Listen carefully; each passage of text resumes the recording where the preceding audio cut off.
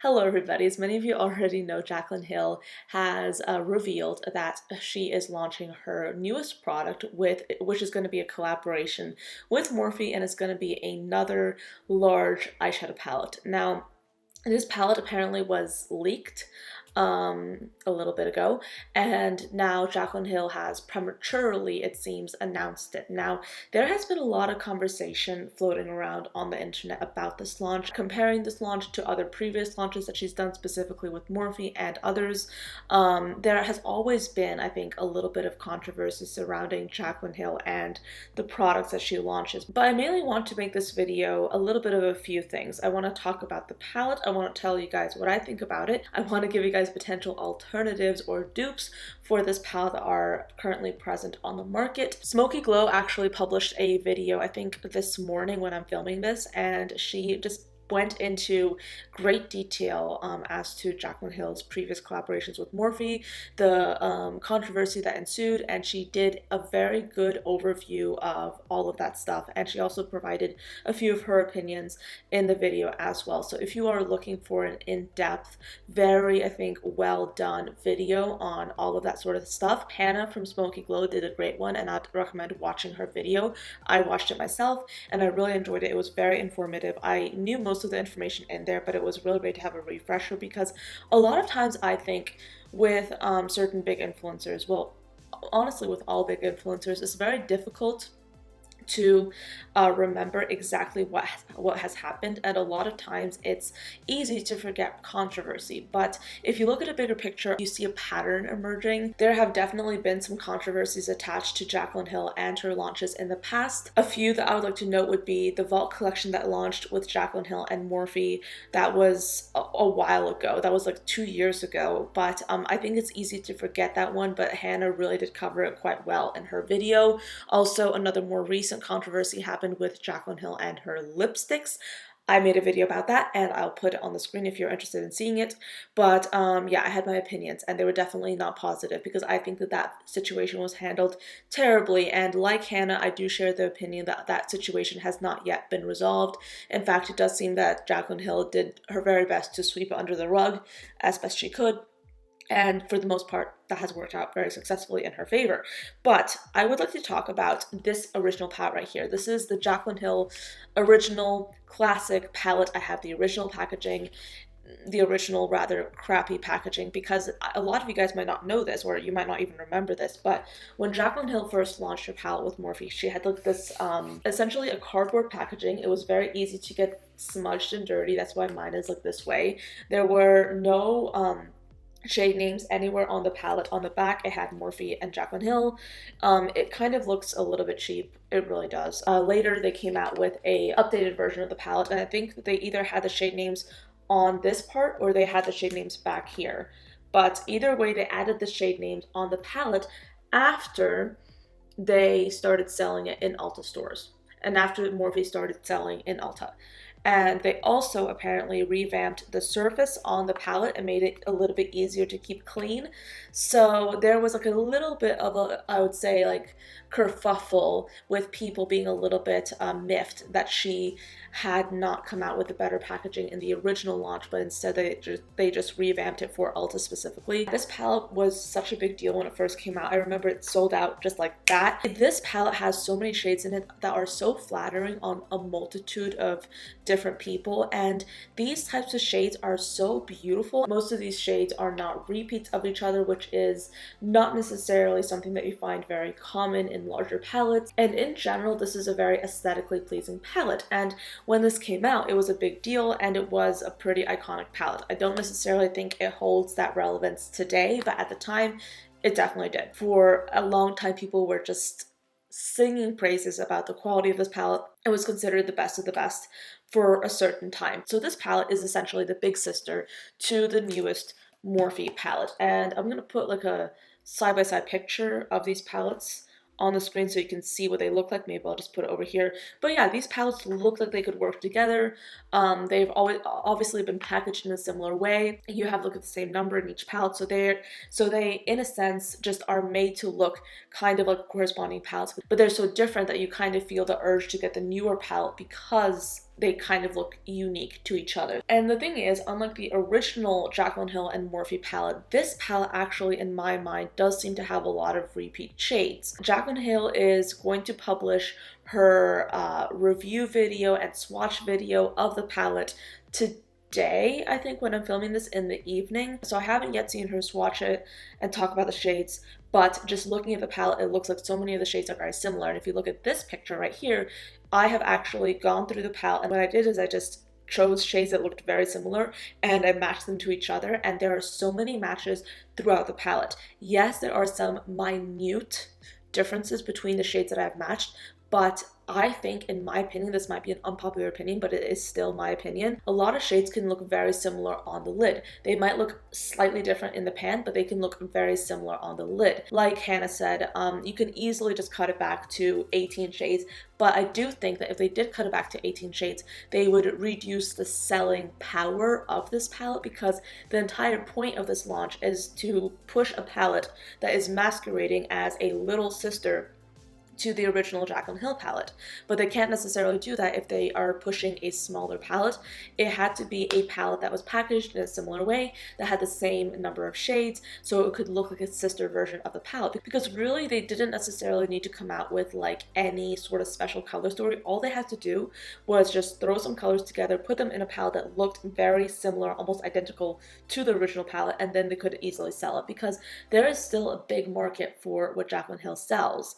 There's so many people that still like her style, that still like her makeup looks, that still follow her religiously, and JACLYN Hill is so good at selling makeup, at selling anything, but especially at selling makeup, and she can really just sell just about anything. And that is proven time and time again when so many people buy her things, and no matter what kind of controversy follows her launches, she still seems to come out on top, because either she doesn't necessarily take accountability, she tends to sweep it out under the rug, or there are enough people that love that launch to make it passable. The video that I did on JACLYN Hill's lipsticks was titled "Why I'm Never Buying Anything from JACLYN Hill Ever Again." And I actually still agree with that title, because I don't necessarily think I want to get anything that JACLYN Hill is selling anymore, because I personally have lost trust in her reliability, and whenever I give money to any sort of brand, I want to make sure that I am getting back a product that I will absolutely love, a product that I'll believe in, and a product that I can share and enjoy with others. And I don't necessarily think that that can be applied to anything that JACLYN Hill is selling, especially with Morphe. I'm actually trying to buy less of Morphe, because I have realized that, considering the fact that I am a little bit of a Morphe critic, I have a lot of Morphe items in my collection. Yes, I use a lot of them, but there's still a lot of stuff that I still don't use, and I actually just recently completely got rid of my Morphe 350 palette.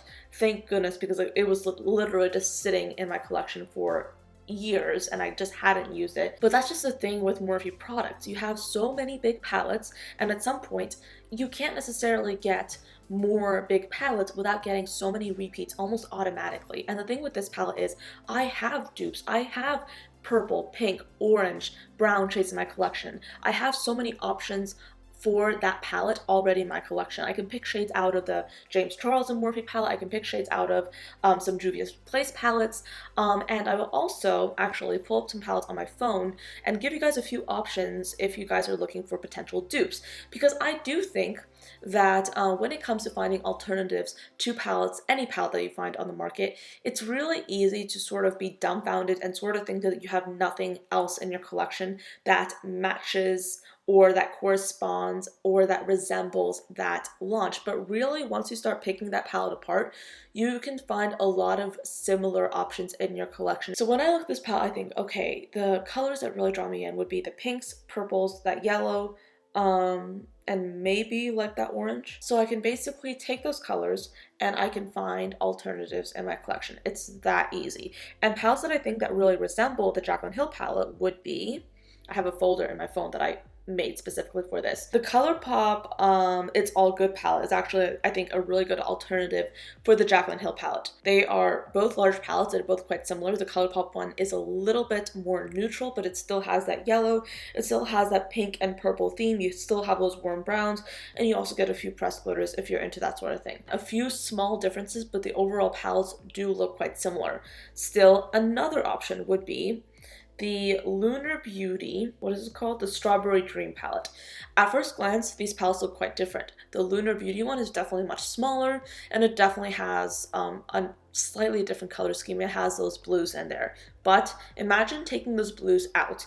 You are left with a palette that has a yellow accent, some pink, and the general palettes then appear to be quite similar. Once you take that blue out, you have two very similar palettes, and the Lunar Beauty one is actually quite smaller. So if you're into that, there's an option. And if you already have this palette in your collection, then bonus points for you.